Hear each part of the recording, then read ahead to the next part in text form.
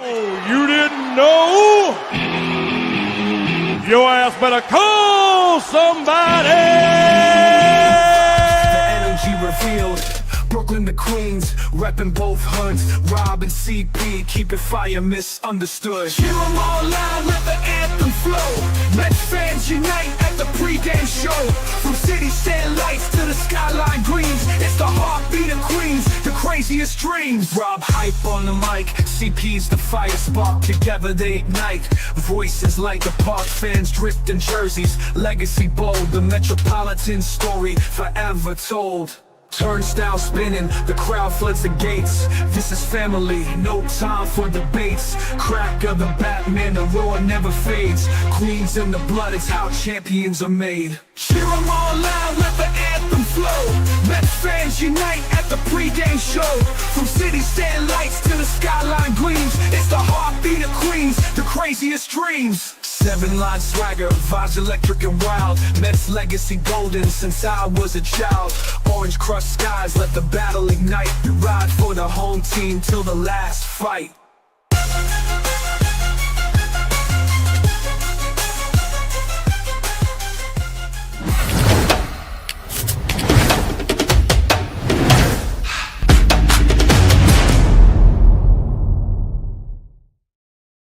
What's up, Mets fans? Welcome back to the Amazing Mets pregame show right here on the channels and on X. And we are talking about another New York Mets victory as they beat the San Diego Padres 8-3. And what a first two innings it was for the New York Mets. And if there was a team that needed it more than any other team, it was the New York Mets.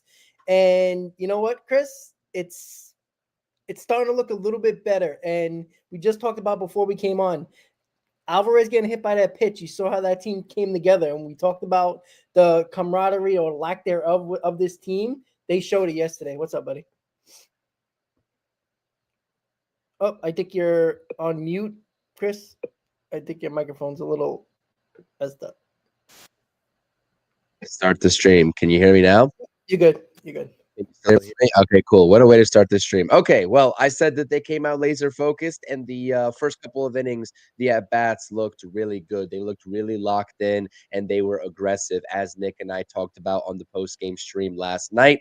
I know that you couldn't be a part of it, but we talked about how just, they came out attacking. That's pretty much the gist of yesterday, getting out to that 5-0 lead in the first inning. And then also the tandem of Clay Holmes and Sean Manaea going combined for the complete game. Bullpen is now rested for game 2. It was a really good showing from the New York Mets. They have to continue to build off of it. They cannot get complacent. 11 games left of the season. But that's, the last 2 games of the Alonso walk-off home run and also yesterday's 8-3 victory is something that this team can definitely build off of. So I was thoroughly impressed. I want to see more of the same tonight from this lineup, especially against another decent pitcher. I know that Michael King was and has been hurt for the better part of this season thus far. Nick Pivetta has been holding it down in that Padres rotation, but the game plan should not change. Do not change what's been working for you, especially against one of their better pitchers, if not their best pitcher.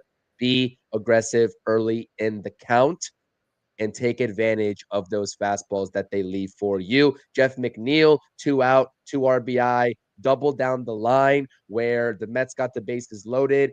Vientos, double play up the middle, back to the pitcher, 1-2-3 double play.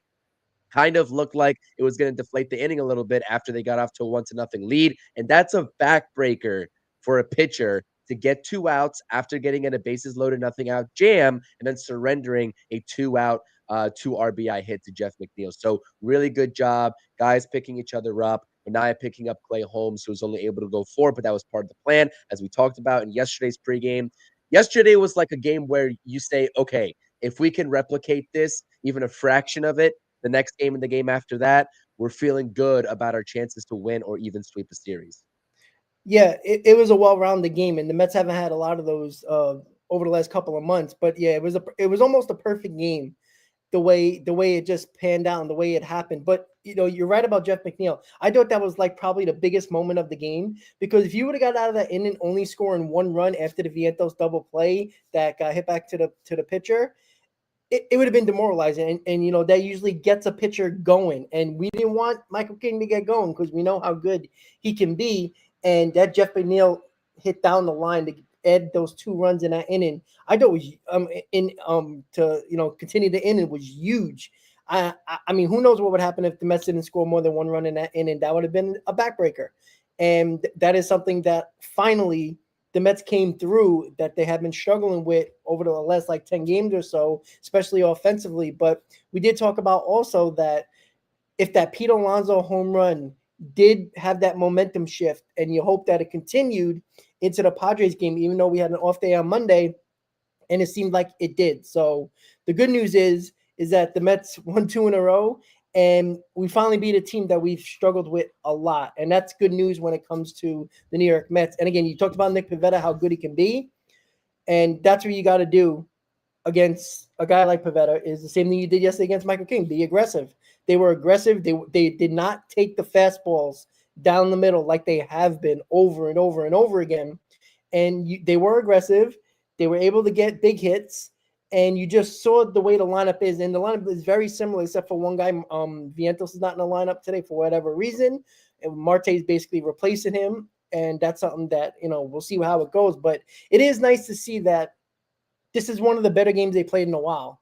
And when you see how different they can be from just a couple of days ago when they couldn't get out of their own way to a game like yesterday, like you said, Chris, if they can replicate it, they're in good shape, because this is a team that you see what happens when you get solid pitching, not great pitching, but solid. And this was the design of the Holmes Manaea, piggybacking off each other. And you know what? Manaea just looks more comfortable coming out of the bullpen. Like he just does. I don't know what it is. Like his stuff was better. He looked more confident on the mound. And if this is the way it's going to stay with Holmes and Manaea, I'm okay with it. Like if you're going to pitch him again and it makes sense, and if it works out again, why not have one of those games where those two pitch in a possible playoff series? That is something that, you know, we're getting ahead of ourselves, but obviously we're talking about that as we continue to be in a playoff spot. And we saw the Arizona Diamondbacks walk off yesterday, and they're kind of the biggest threat as of right now because of the tiebreaker situation, which is a little concerning. But again, we'll see how that goes overall. But I love the way the Mets played yesterday, and if they can just, again, teams make mistakes, but it just felt like a mistake-free game. And we talked about this many times on shows. If they limit the mistakes, they're very hard to beat as a team. But it starts with the pitching too. The pitching actually performed. You saved your bullpen, which is great because you might need it like a day like today. We have no idea what David Peterson's going to do, even though he was okay in his last start, but nothing special, Chris. So, you know, you got your whole bullpen today, and that's the best case scenario for the New York Mets, as you got 9 innings between Holmes and Manaea. Yeah, and I agree with you going back to the point of Sean Manaea. I mean, it just does look night and different from him coming out of the bullpen in this season over the handful of times that he's done so, going back to his first outing, you know, in that Kansas City Royals series to end the first half before the All-Star break. So, if that's the recipe for success that they've identified, then so be it. I'm happy to do that. If that's what it takes for Clay Holmes to be effective, going 50 to 60 pitches, and only going 4 innings, 4 1/3, whatever, and then having Sean Manaea come in, I don't care. We're at the point of the season where we don't care how the Mets win games. We don't care how they get solid pitching. I don't care if you go 4 innings and you need a long reliever to come in afterward, get the job done. And that's what they did yesterday against a pretty formidable, pretty solid Padres lineup that can put runs up in a hurry if they really want to. A couple of times I was worried with Clay Holmes, you know, issuing a leadoff walk, issuing a solo home run here, solo home run there. That's fine. He was able to limit the compounding mistakes. And I also think one of the best things that happened yesterday to save a couple of runs for the Mets was that double play up the middle with Francisco Lindor. We talked about that in the postgame show yesterday. You know, if that play doesn't get made by Lindor and turned by, I believe McNeil's playing second base yesterday, then that's a 2-run, maybe even a 3-run home run that is coming up. And the game just changes from that point forward. So That's what we talk about when we have these pitchers on the mound that don't have high strikeout rates. Nolan McLean is the exception. The rest of this staff really they're more so pitching to contact. Clay Holmes has a strikeout rate that's not exceeding 20%. So you can think of him as a contact pitcher. Same thing with the guy that's on the mound tonight and David Peterson. This defense has to make the plays, not only the routine plays, but with the way that this rotation is going, they have to make the plays that are a little bit harder than average is the best way that I can put it. They have to be spectacular to get the most out of these pitchers because there's going to be hard contact. When you are a contact pitcher, yeah, the name of the game is inducing weak contact, but that's not always possible and it's not always probable on some occasions. So make the plays, make spectacular plays, really get behind the pitcher, and you'll start to see this team gain a little bit more confidence over the last 11 games and try to carry that into a playoff berth should they get there. So a lot of stuff to pay attention to. I think that this David Peterson start tonight is going to tell us all that we need to know about his status in this Mets rotation come the playoffs, should the Mets make it there. We were having that discussion yesterday. I know that a lot of people think that there are not many other options outside of David Peterson. Brandon Sproat's going to be there. Kodai Senga's probably going to come up and be there and be an option. And then you have the duo that we saw last night perform really well, and Clay Holmes and Sean Manaea. Wouldn't be mad about David Peterson coming out of the bullpen like Sean Manaea does, but David Peterson has a chance to put that narrative to bed, that idea to bed with a good start tonight. Because you're right. All in all, in the second half, there have been some games where the numbers have skyrocketed, and it's been a little bit of a couple of outlier starts, I will say, for David Peterson, but he has not looked like the first half version of himself. Let's be quite honest about that. And the last couple of outings also have been, not bad by any means, but not the David Peterson that we've, come to know and expect over the past year and a half. The guy that's truly capable of going out there and delivering 6 to 7 solid innings, like we've seen on a handful of occasions this season. So I really look at, this game where the offense, you have a couple of adjustments. Like you said, Starling Marte is in the lineup. Alvarez, after getting drilled in the forearm, somehow is back in the lineup. Mullins, who actually hit a home run yesterday, back in that 9 spot with Tyrone Taylor still being hurt. The offense is going to show up even against a tough pitcher like Pivetta, I am sure. We talked about it yesterday in the pregame. We're not worried about this offense. That's the last thing that we're worried about. We're worried about rotation, and we're worried about the longevity of this bullpen. David Peterson, it starts with him tonight. With a rested bullpen, you still, at this point of the season, needing to prove something to this fan base and this team that you deserve to be in the rotation in a 3-game set in the wild card. You need to go out there and deliver 6 competent innings against the good Padres team. That's the bottom line. That's the bottom line. Yeah, exactly. Like today with David Peterson, right? It's obviously a big test for him. He's kind of out of that circle of trust at the moment right now, because again, there's been conversation we had yesterday in regards to possibly him not even being on the starting any of the 3 games and being possibly in the bullpen, which is interesting to think about. But, because go back a month ago, people were talking about David Peterson being the number 1 starter. And obviously McLean, kind of was just getting into the groove of being a major league starter. But it is very interesting to see the dynamic of what's going on with the Mets pitching, because it's still a lot up in the air. And again, if David Peterson can show something, and again, great that our bullpen is 100% ready to go, even with the off day. So it's basically 2 straight days of them being off. You have, abundance of pitchers you can use today to help out David Peterson, because I think you can't mess around. And look, there's 11 games left. There's no room for error. If Peterson is struggling, you got to get him out as early as possible. You have a very, rested bullpen. Use your bullpen. You just have to. Because if you win today, you got the series win, and you go for the sweep tomorrow. And I think that's important. And, you got Jonah Tong tomorrow. Like, we don't know what we're going to get from him. He has not pitched well.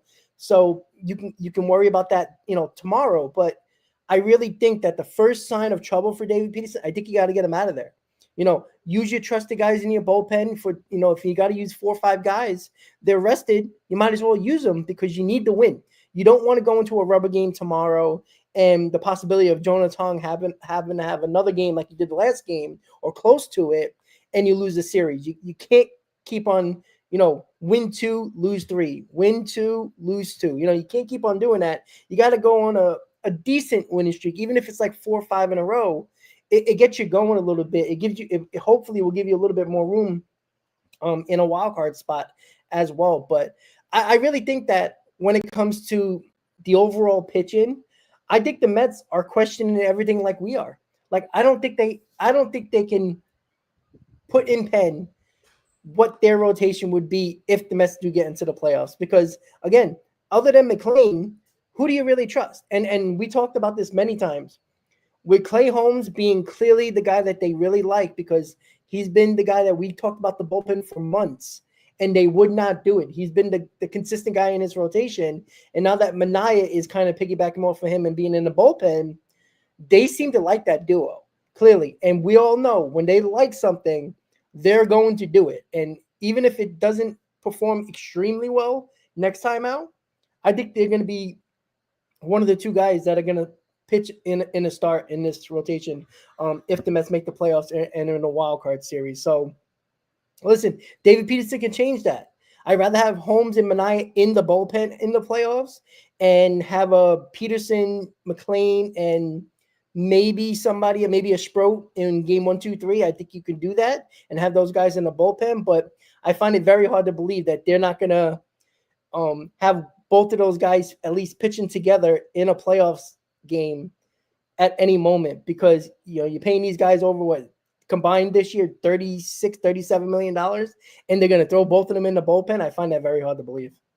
You said the combination. What was the combination? One more time. I kind of lost. The Holmes and Manaea combination. Oh, okay. You know what though? I was just thinking about it. I'm not sure if this is feasible because of the roster number and whatever, and how many pitchers the Mets really plan to carry and what the plan is even for the playoffs. But, I wouldn't even be mad with Tong. We talked about this very topic yesterday on the pregame with the struggles of Jonah Tong. What do you do? Do you send him down in favor of Kodai Senga? Do you keep him around for the bullpen? I wouldn't be mad if they went ahead and, did a piggyback situation of Brandon Sproat and Jonah Tong. You know what I mean? I don't care who starts the game and who comes in of relief. That's probably a question you have to ask both of them what they're more comfortable doing. But if Jonah Tong continues to, struggle, no fault of his own, he was rushed as all 3 of these guys were rushed, clearly. But I wouldn't be mad at that situation either. Again, I'm not sure roster construction-wise with the amount of rotation arms they want, with the amount of bullpen arms that you're allowed to have, given the rotation arms that you have, if that's feasible. But if it is on the table, if it is possible from the logistics standpoint, Sproat and Tong combination, just like Manaea and Holmes, wouldn't be the worst thing ever either. That's just my take on that. Well, you also got to be careful when it comes to, the roster, the 26-man roster that you're going to have in the postseason, because you got to be careful, because you got to make sure that you have the right guys in the bullpen as well, because you have to leave some guys out if you're going to have a ton of starters. Because the whole idea of a short series, especially a wildcard series, a 3-game series, is that, you got to set up your roster to the way, you can't put 6 starting pitchers on the roster because you're only playing 3 games or possibly 3 games. You got to be careful. Can you throw all those starters in the bullpen? I mean, it makes sense. Like, I wouldn't mind it if you got to do, Sproat Tong or Tong Sproat or, Holmes Manaea. I mean, if it works, it works. And then you have the abundance of bullpen arms available for whatever game you're throwing just one starting pitcher. That it's something to look at, because it could be the best case scenario, especially for Senga, who might be coming back next week. That could be another, that's another guy that we have to talk about. Like, would they piggyback every starter in a postseason series? Like, it's possible. Like, I mean, after McLean, would you throw Senga in, or would you throw Senga first and then McLean? Like, they actually might do that, but I'd rather have McLean all by himself, to be honest with you, because I want him to control the game. Oh, that's not a question. That's not a question. McLean's going by himself. I mean, even with what Patrick is saying, I mean, theoretically, Brandon Sproat could go by himself. But, if he does get into a jam, let's say in the 4th or 5th inning, and it's a playoff scenario and Brandon Sproat starting for you, I know over the first 2 starts he's looked good. But if you can go ahead and get somebody else in there, And, there also was, I guess, some question marks about his innings before he even got the call up anyways, that we talked about this before he got the call up on the channel and all of our streams. Why wouldn't you go ahead and do that? But, if you don't want to do that, if you think that Brandon Sproat looks the part and the Mets front office deems that to be the case, then Kodai Senga is a perfect candidate as well. You know what I mean? He comes back, gives you 4 solid innings, and then you go and put a guy like Jonah Tong in there. I'm just saying, from Jonah Tong's perspective, in order to not send him down, because I think we both agreed yesterday that at this point, he's already up. There's no sense, even though he's struggling as a starter, there's no sense in sending him down. It doesn't really make sense at this moment. If he needs to get an inning, 2 innings of work out of the bullpen, I think that he's fully capable of doing so, especially with his arsenal and not really developing that elite third pitch, or not even an elite third pitch, quote unquote, but a pitch that he can use as his tertiary pitch at a respectable amount of time. Besides the changeup and the fastball, then that could be a perfect scenario for Jonah Tong. So this was more so about trying to get it into a scenario of getting Jonah Tong more comfortable and on the right path for 2025. He goes and adds another pitch in the offseason, and he's back on track to be a starter, full-time starter, come spring training in 2026. But I think the Mets at this point, the rotation, they need to get everybody right, that's struggling right now. But I think Jonah Tong, if there's a way to make him effective for this team and a real contributor down the stretch, given the struggles that he's already produced, maybe it is being one of those, piggyback arms. And I'm not saying for the amount of length that Mania gives you out of the bullpen, because he obviously went 5 innings yesterday, but I'm talking about maybe, 2 innings from Jonah Tong is the perfect sweet spot for him. Yeah, that could be a big possibility as well. Because, the best case scenario is all the pitchers get right by the time, the end of the season comes, and you have your abundance of choices when it comes to the postseason.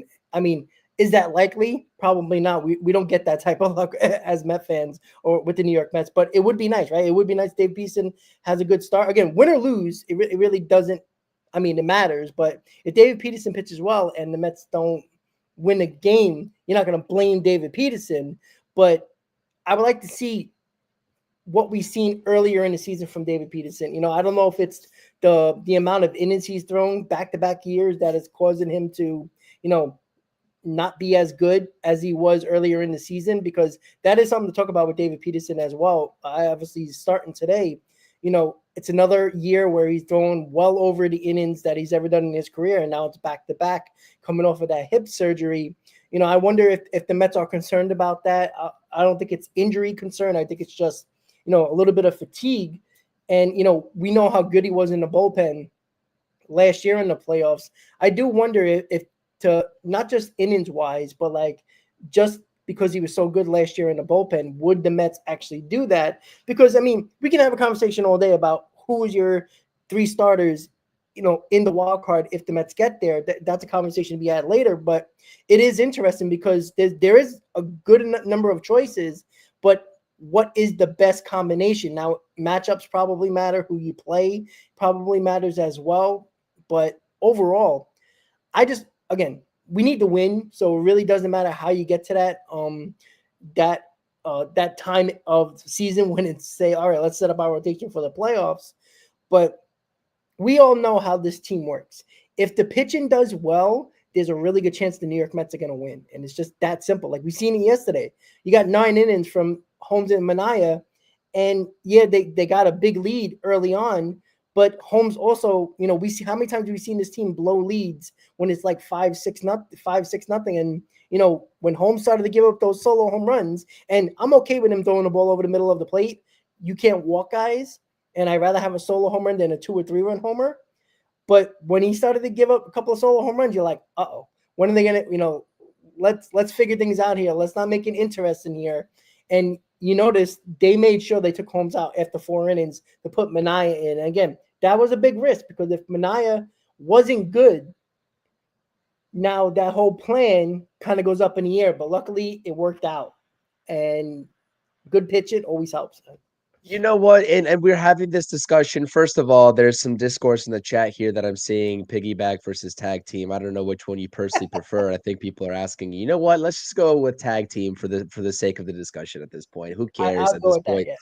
I would go with the tag team. All right, let's just say there's this tag team, nonsense and stuff that's playing out that we're seeing. It starts to become a trend for the New York Mets. Well, I'll tell you why that's advantageous is because this bullpen. How many guys do you really trust in this bullpen? That's a way to mitigate guys that you don't trust in those high leverage situations. A guy like Ryan Helsley.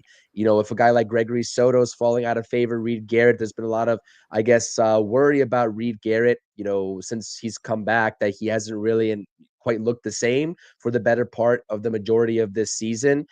He got off to a really strong start, but he's kind of fizzled out with some overusage. This is a way to, I guess, fix that issue of guys falling out of Mendoza's circle of trust, because as we saw yesterday, I'm not saying it's going to always play out this way, right? Where Manaea is going to give you a full 5 innings, or whoever's coming out of the bullpen in this scenario is going to give you 5 innings, 4 innings. Maybe it might just be 2, maybe it might be 3, it could be 4, who knows? But if you can get at least to the 8th inning, that just shortens the amount of air that Carlos Mendoza will have to work with trying to make a decision in those early, stages of the game, being the 6th and 7th inning, where we've seen leads slip away.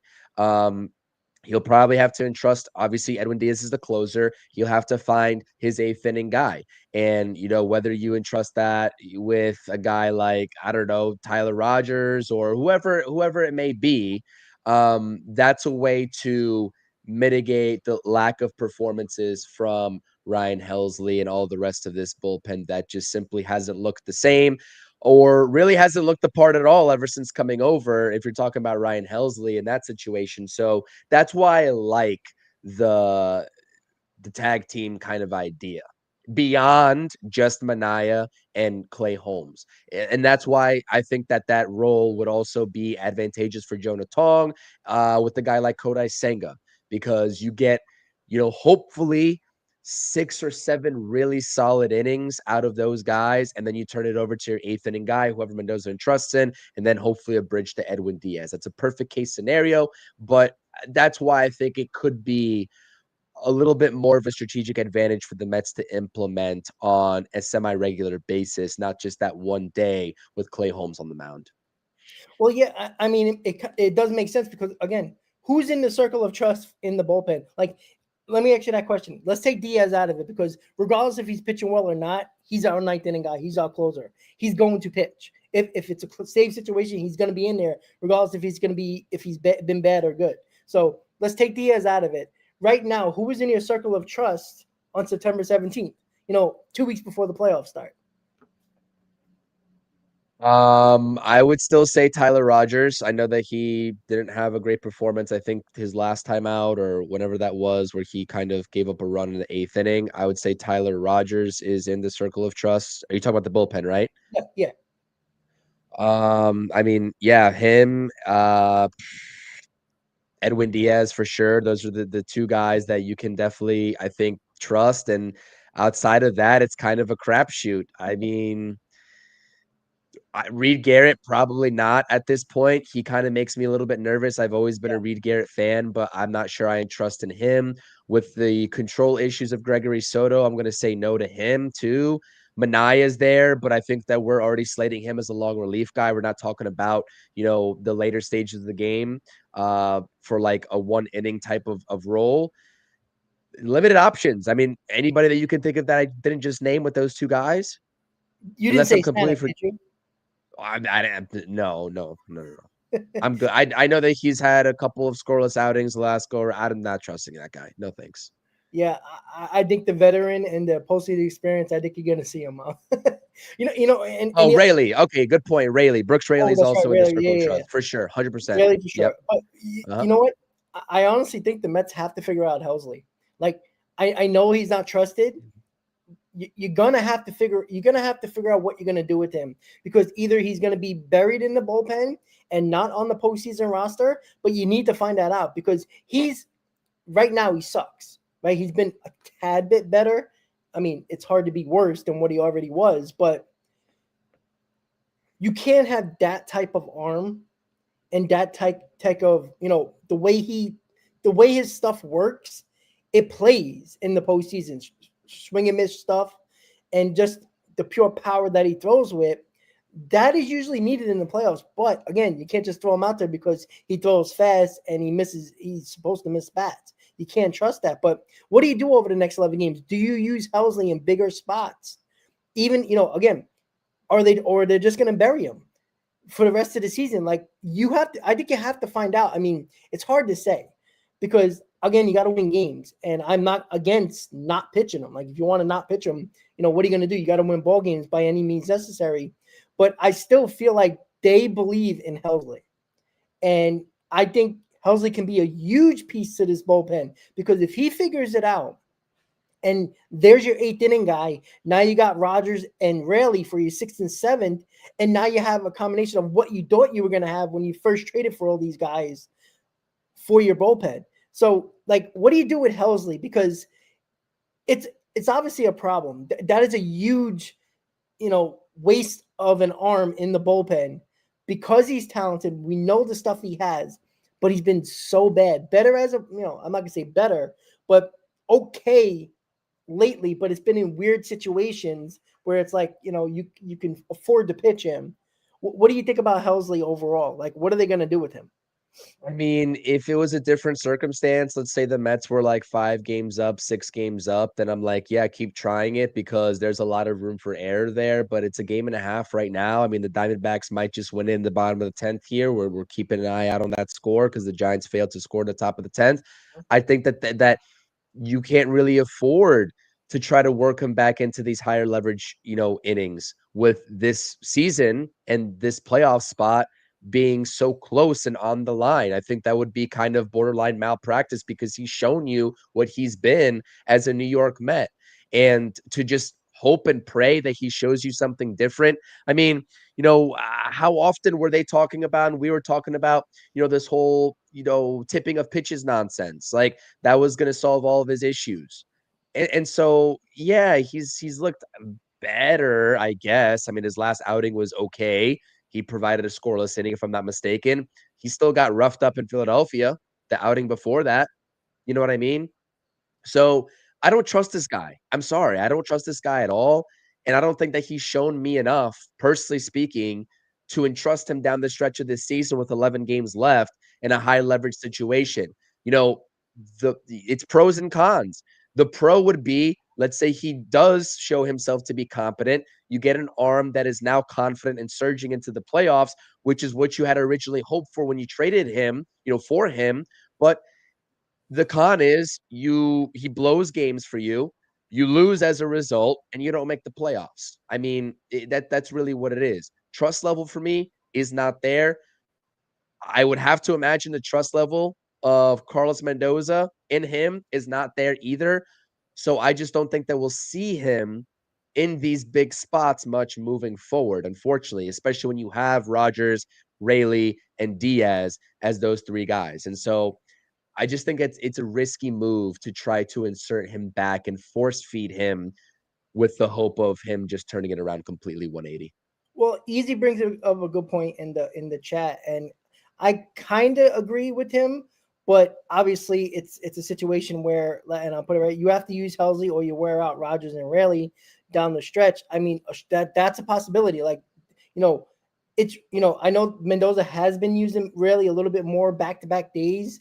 Rogers is a rubber arm, but we saw what happened when we used Rogers day after day after day. He kind of started to give up, even though those were, soft hits. He started to, not miss bats, and the ball was getting put in play. Yeah, they were soft contact, but he was giving up hits. He was giving up runs, and Raley has been really good. But again, you don't know how Raley's going to react pitching so much over these last couple of days. Like, you're going to pitch him back to back. He's going to, are you going to use him 3 straight days if possible? Like, because there's not a lot of trusted guys. You know what's going to happen today? Because we're talking about it. Helsley will be in like the 7th inning. It'll be a 1-run game. Either the Mets are up or the Mets are down, or it's a tie game. And he's going to come into the ball game because I truly believe they want to be so right on Helsley, win or lose. I think they want to make sure that he is. They need to know because again, you got to win ball games, and I'd rather put Helsley in a clean inning. Like, give him the 3 batters if he's terrible, take him out. I think don't put him in a situation where you'll have, runners on base. I think that's a dangerous game to play because you have no idea what you're going to get for him. But bring him in a clean inning. Like, let's say David Peterson goes 5 innings. Obviously, the score is going to dictate what happens. But let's say throwing him in the 6th inning. Would you do that? Let's say the game is tied. 6th inning. I mean, yeah. I mean, because that's the only time sure. you can use them. Because blowout games, regardless if the Mets are winning or losing, it's not going to change anything. Like, just because he might pitch well in a blowout doesn't make me any more confident to put him in a low scoring or in a tight game. I would just keep him on a super, super, super short leash. I mean, I'm talking about if he gives up the first couple of base runners, you have to have the mindset, if you're Mendoza, that you are going to utilize Helsley, and then you have your backup option, whether it's a guy like Gregory Soto or whoever else coming out of the bullpen immediately in the first sign of trouble, because Helsley is not a guy that can work himself out of jams. Like, if there's a guy that gets on base via the walk, right? Maybe 2, because he does have control issues. Again, his location is just absolutely horrible. You have to have a quick trigger if you're Carlos Mendoza. You can't get cute. So I would be for putting him in situations where it's still quote unquote high leverage, but maybe not so much in the game. 6th inning compared to like an 8th inning situation. But I say this, at the first sign of trouble, there's no letting him work out of it anymore. There's no trust in that phase.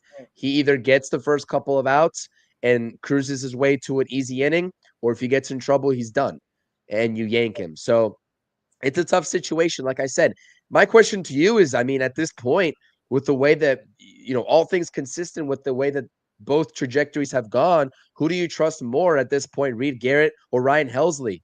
Who do you trust? Unfortunately for the Mets and Mendoza, they got to use one of them because, again, you can't go to the same guys that we just talked about every single day. It's an impossible situation. Rarely is your best lefty, obviously, but you can't use him 3 straight days because you got lefties coming up. You got to use Soto, unfortunately, even though he hasn't been good. So between Garrett and Helsley, I would think because Mendoza probably, because he had Garrett over the last year and a half, 2 years, I feel like he probably would go the Reed Garrett, but I still think they're still in this mindset of Helsley being the key to a successful bullpen down the stretch, the last couple of games and the postseason. I find it hard to believe, regardless if Helsley is pitching well or not, he's going to be off the postseason roster. I think they love that arm too much. And unfortunately, I don't like that idea, but that was your biggest trade. That was your biggest trade at the deadline. I find it hard to believe that they're just not going to they're just going to wait for blowout games and games that don't matter, because the score is crazy to get them in a game, because that's not solving anything. So in a Reed Garrett situation, again, we'll bring up the 6th inning again. You could easily throw Reed Garrett in the 6th inning, right? 5 innings from Peterson, 6th inning, fresh inning. Why not just use Helsley? Like, Garrett hasn't pitched well. I don't trust him either. I mean, we really don't trust Helsley, but you got to get one of them right. You can't have the situation where there is nobody, like, literally Ryan Stanek has been better than I would Reed trust Garrett. him. I was just going to say, I would trust him more than the other 2 guys at this point, as But crazy I as think that the Mets sounds, as already much do as I've trust shitted Ryan on Stanek. him. I think they see Ryan Stanek as a guy who didn't pitch well when they first got him last year. And towards September into the postseason, he was our best reliever, one of our best relievers. He came alive for Well, sure. that's what I'm saying. Like, I think they believe that can happen, or that will happen again with Ryan Stanek.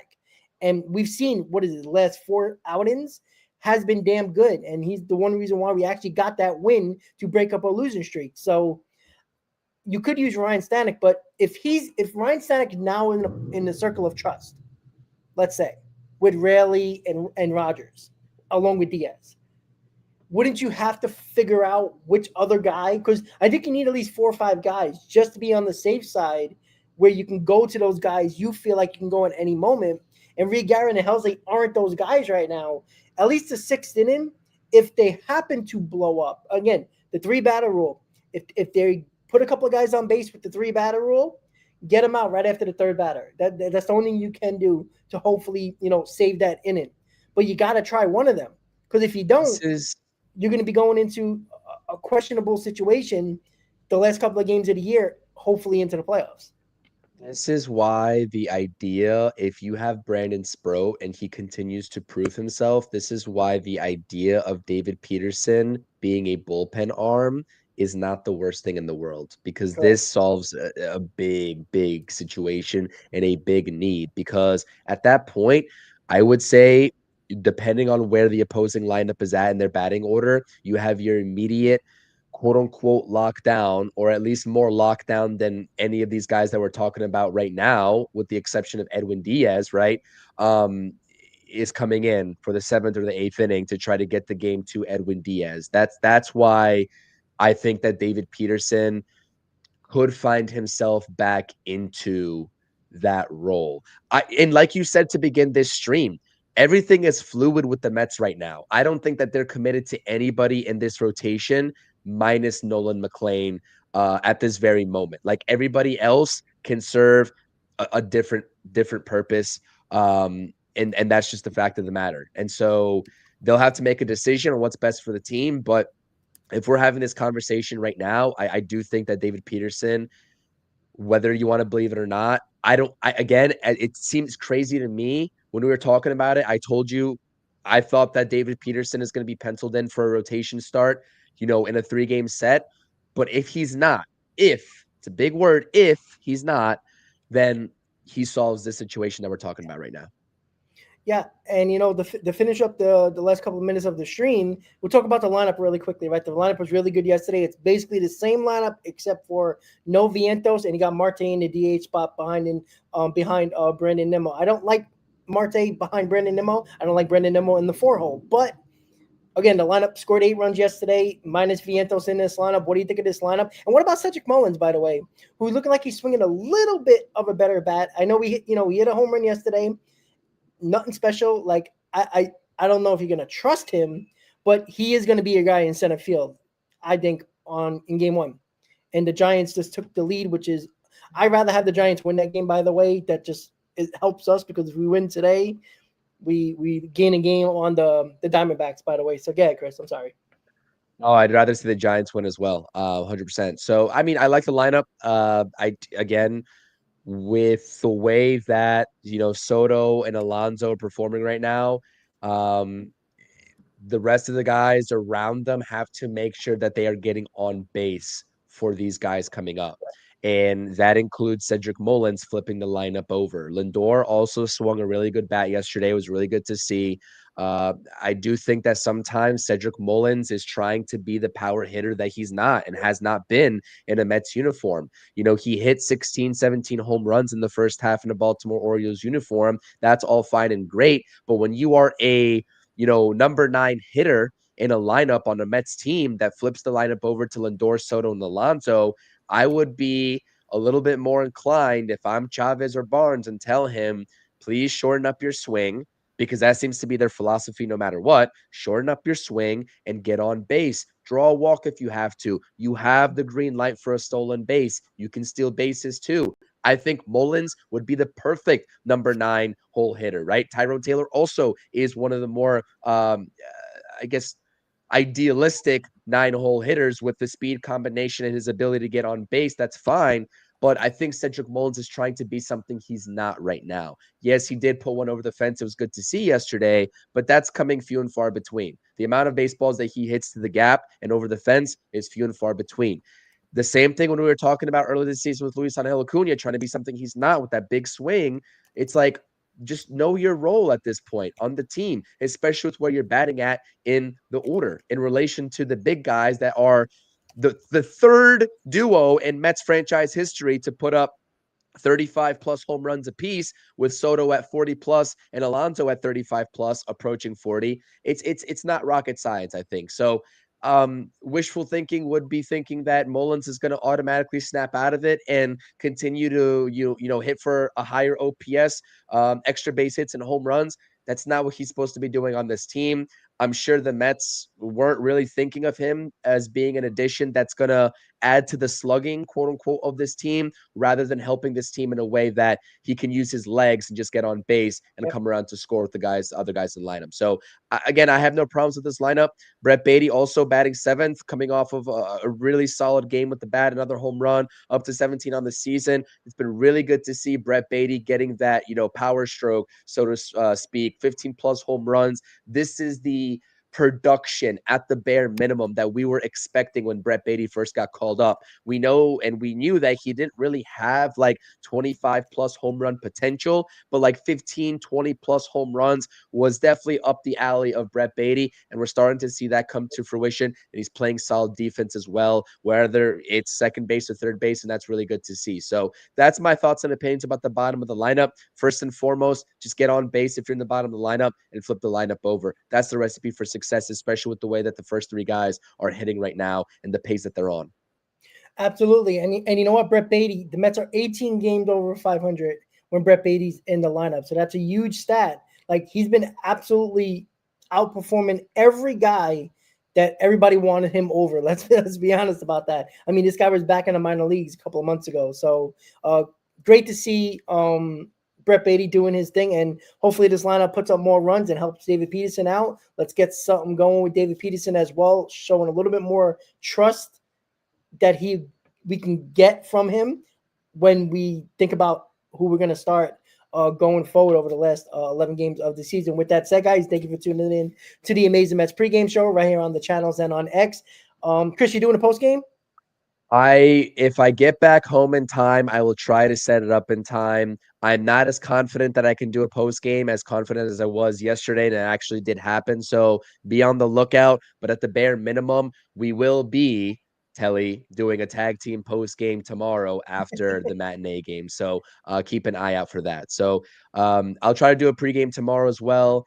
It's just busy scheduling, but at the very minimum, you will get a post game tomorrow. Keep an eye out on the post game tonight, but I would probably call it maybe like a 30-70 chance in favor of no post game today. But again, stranger things have happened. All right, guys. So enjoy the game in about an hour from now. Let's go Mets, and let's win 3 in a row, guys. Have a good night, and let's go Mets. Let's go Mets.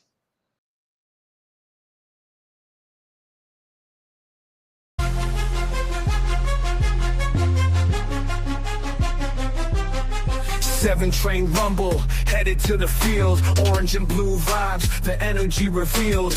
Brooklyn to Queens, repping both hoods. Rob and CP, keep it fire, misunderstood. Hear 'em all loud, let the anthem flow.